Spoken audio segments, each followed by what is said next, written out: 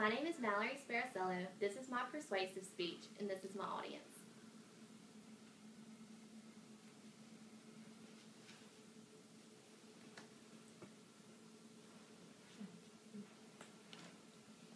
How would you feel knowing you are considered one of the greatest public communicators in history? That your speeches you gave during your lifetime will be remembered for decades. Although the list of great communicators may be long, and others' opinions may vary, I have chosen to tell you all about our 35th president, John Fitzgerald Kennedy.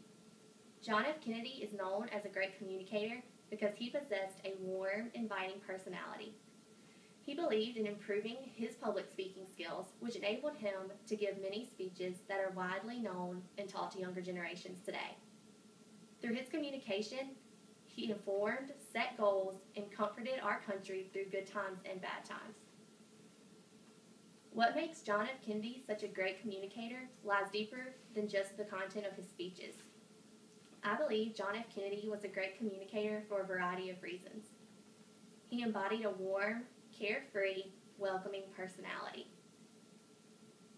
As stated by in John Barnes' book, John F. Kennedy on Leadership, he often smiled and laughed with reporters during a news conference, but he knew when he had to be serious during an international crisis.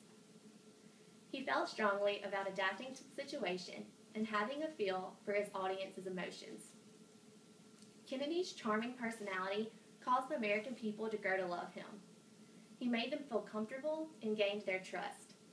He grew up in the spotlight, which awarded him with much admiration, but after winning the presidential election, his popularity skyrocketed. Many believe his charisma and personality was a deciding factor for most American people who voted in the 1960 election, Emily Dobler states in her online article analyzing JFK's legacy. Through his speeches, he comforted, encouraged, and uplifted the spirits of his audience. Communication became Kennedy's central element of leadership, scholar James Golden said. He had great literary skills, being that he was a journalist before deciding to run for the House of Representatives and won the Pulitzer Prize for his book entitled Profiles in Courage. Although he excelled in his grammar skills, he continuously worked to improve his public speaking. Some would never have guessed, but at the beginning of his term, some would say he fumbled on his words. He also spoke too fast, and his voice was tense and high-pitched. He took public communication very seriously and continuously strived to get better. He believed humor was important in his speeches.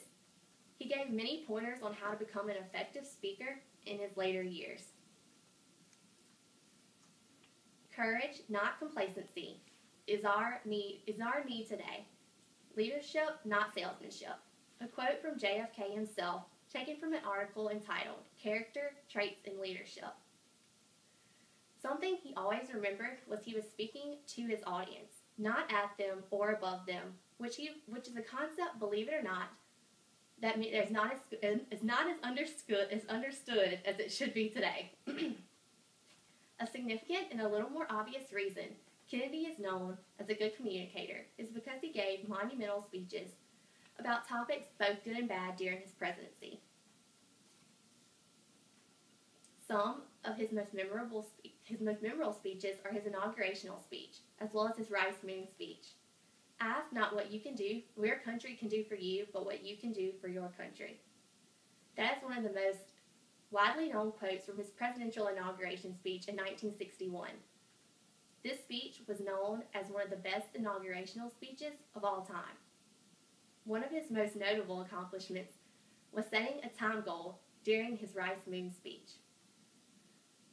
Although the first landing on the moon occurred after his death, it was still intrepid of him to set a goal of it occurring during that decade. I believe his literal speeches attributed to his success, but there was more to it than that. Some may disagree with the claim that John F. Kennedy was a great speaker because of his failure with foreign affairs.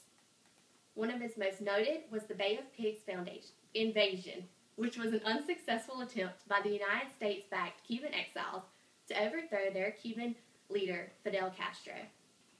He did not let this failure keep him down.